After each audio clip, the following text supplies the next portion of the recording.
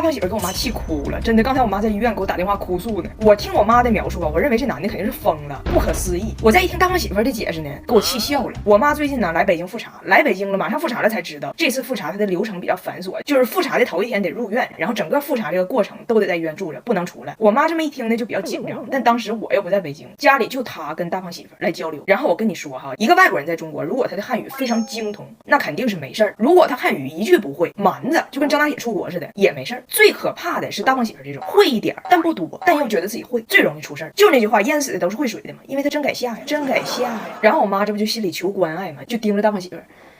哎，我要住院了。大胖媳妇呢还真听清楚住院这词儿了，但是她听到的是住院 make a wish。于是大胖媳妇非常冷漠的看了我妈一眼，你住吧，阿门阿门。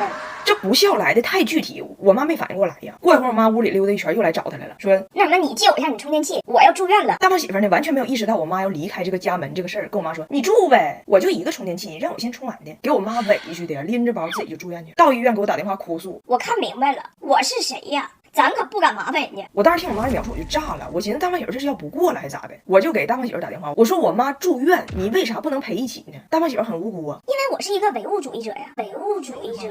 我妈住院我也不陪，我就不是很相信祈祷这些玩意儿。她还挺有理呢，还跟我说，哎，对了，咱妈挺诡异呀，晚上跟我说要去祈祷，到现在没回来，要我出去找找，是不是信什么邪教了？你说？然后我回来就得领着这个惹事儿的老公去医院赔罪嘛。买的东西带着充电器，还带了秀丽可 AGE 面霜，这面霜我用的特别好，不止30%高浓玻色因，还能抗胶原糖化流失，给我妈送去美美容抗老，气儿能消不老少。去看我妈之前，我这不就带着大胖媳妇还有孩子去给我妈买东西吗？我去楼上买点毛巾牙刷啥的，我就告大胖媳妇在楼下买点补品，然后分头行动。当时哈我就多了个心眼，我让我同事跟着他，我说万一你姐夫又出梗了，你都帮我记下。这个男人他就从来不让我失望啊。5分钟，我同事给我打电话，姐你快下来，姐夫在农贸市场畅聊哲学，还扬言要打造山东。你问他那有人参不？你有燃烧吗？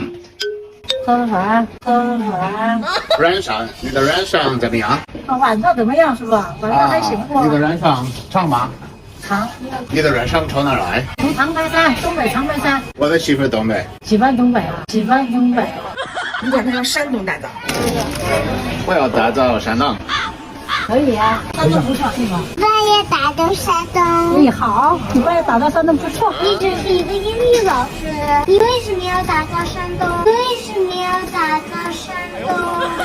我妈嫌我婆婆不要强，想利用我婆婆在加拿大给她开饺子馆，真事儿。你看我妈吧，贼烦我婆婆，这大伙也知道。但是温迪走之前呢，他俩这关系有所缓和，因为啥呢？因为我妈是个生意人，她在温迪身上看到了商机。很早以前我在英国读书的时候，我妈来看我，我妈因为吃不惯就开始自己包饺子。然后你们知道饺子这个东西吧，也不知道咋回事，就家里包的香。我身边这些外国人呢，连正宗的中餐馆都没咋去过，所以那真是吃的急头白脸的。当时我妈就看到了商机，就跟我说读什么博呀，就在大本钟底下开饺子摊儿。然后温迪从铁岭走的时候呢，也贼爱吃俺家饺子，还跟我妈说，我能不能用保鲜盒包一盒饺子，给我加拿大的老公和2个女儿带回去？我妈本来要埋汰他，就说不是你在加拿大买一盒饺子多少钱呢？至于吗，温迪啊？温迪说一份10个15刀了。我都能听到我妈脑袋里咕铃一声金币响了。我妈赶紧继续追问，哎，温迪，你在铁岭吃过的最香的一顿饺子是哪顿？温迪说昨天晚上那个。我妈说昨晚那顿是驴肉馅的。哎，你就没有想过在加拿大卖驴肉馅饺子吗？温迪说加拿大没有驴。我妈说那你去搞驴啊，有需求就有市场。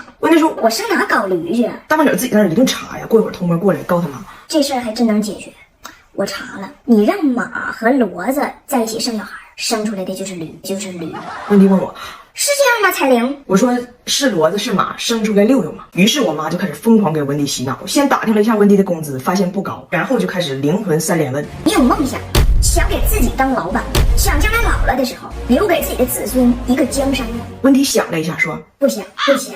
我妈说你听我说，咱们开一个饺子馆，我出专利，你出力，绝对能挣。温迪说不是，加拿大人没有出去吃饺子的习惯。我妈说我们以前也没有出去吃汉堡的习惯呢。在抖音出现之前，人们也没有刷短视频的习惯呢。现在万千人刷着手机看别人叭叭唠着，是因为有人先研发了 TikTok， 习惯是引导的，需求是用脑的。加拿大人吃饺子是需要用营销去干扰的。我们面前这盒你要拿回加拿大的饺子，在你眼中是你温迪的个人需求，在我眼中是加拿大西海岸乃至北美乃至全球万千人的需求。这保鲜盒就是铁岭和加拿大贸易的廊桥，我妈真燃起来了，但是给温迪做培训的时候还是给整疯了。是这样的，温迪必须需要我妈给他一个梯度表，包10个饺子、50个、100个、200个，分别用多少面多少水，必须用一个表格形式展现的一目了然。我妈才发现温蒂这个算术啊、99乘法表啥也不懂，也懵了。说要不你跟你孙子先用学而思吧，先学数学。那以你的水平，我比爱算术都够你一呛。学而思学习机不仅搞定你数学，他英语的外教老师发音听起来比孩子爸还有文化。课程跟动画片一样，拿铁现在最喜欢这个魔法七巧板，锻炼手脑配合能力。为了确保他能学着点手艺，我妈还特意邀请了我二姨、我老姨辽北蒸煮水饺双煞来给他做了一个沉浸式集训，就是跟着二姨老姨学会包饺子，把手艺带回加拿大，用二姨老姨的手艺赚加拿大人的钱，这就叫师夷长技以制夷，师夷长技以制夷。我妈说了，我们的口号是旗舰店在温哥华，分店遍布北美洲，让世界拥抱来自铁岭的翠华蒸饺逼丝抽。但是呢，那温蒂学2玩意儿都就饺子吃了，就她也被我妈燃起来了，打鸡血了，回去就开始给她老公包了一顿。她以为当时她都看明白了，结果第一次面对这个多少面加多少水整稀烂。我说当时你不是跟了一下午吗？啥也没学着。她说我也听不懂他俩说啥，就只能靠夹杂着他家给我翻译。他翻译那个内容里，你二姨和你老姨也没咋唠包饺子，就一直说那个赵玉霞要离婚，要离婚。我真的不建议外国人在中国自学汉语。我公公在中国瞎学汉语翻车，一个粉丝当场翻脸。要不是我出面好好解释，俺家就塌房了。我公公这个加拿大老头来到中国以后，对一切都有一颗旺盛的好奇心和探索欲，别人说啥他都想学，想学呢又不会跟周围的中国人沟通，只能求助于另外一个外国人。这一瓶子不满给半瓶咣等当老师，教学成果是啥样呢？你们看一下公开课吧。我们去吃饭，上了一道羊蝎子，大胖媳妇就想跟他爸显摆自己熟悉每一道中国美食，就问我羊蝎子。张是颜色。然后他呢又去教他爸，离他爸一共2米远，路上背了6遍羊蝎子羊蝎子羊蝎子。但是啊，这外国人背汉语词儿，他必须得一气呵成，一旦打岔全记串。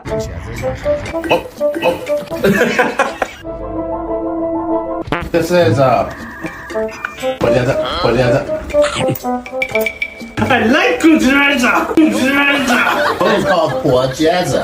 还有呢，我们家前阵聚餐，我二姨夫老姨夫跟布莱恩喝酒，我二姨夫看布莱恩喝得太慢，就跟布莱恩说，来，走一个，你得走一个。布莱恩就问大胖姐这啥意思？大胖姐说走一个就是让你快点。布莱恩说，所以中国人想让你快点，就说走一个。大胖姐说，当然不是，只有东北人。布莱恩对于这个新词儿跃跃欲试啊，到处找机会用，但最贴切的使用还当属布莱恩尿急那一回。走一个，拿铁，走一个，拿铁。你都啥样了？我还没有拉完呢。把门给我关上！把门给我关上！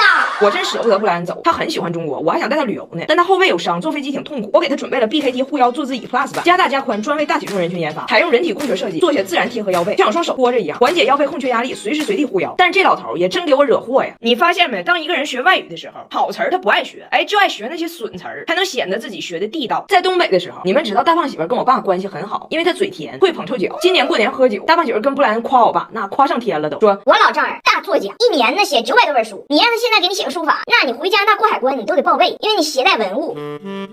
我爸听了那就高兴，但有点不好意思，就跟大胖媳妇说，你滚一边去。大胖媳妇一听滚一边去，跟布莱恩说，听着这个词儿没？每次我老丈人一说滚一边去，就说明我夸到了他心趴上。布莱恩说，那滚一边是啥意思？大胖媳妇说，实话实说，我也不知道，但是大差不差，就是人被夸的时候表达一种窃喜吧。离别之时啊，布莱恩就开始瞎用。我爸说，布莱恩你一定要再来啊，中国人民都很喜欢你。我厉害呀！我爸问我，他说的啥？我说这是法语。回到北京，我们去了博物馆，到那儿布莱恩也参与了中华传统文化小课堂，模仿古人做壁画。这时候有个粉丝认出来他了，画的这也太好了。滚一边去！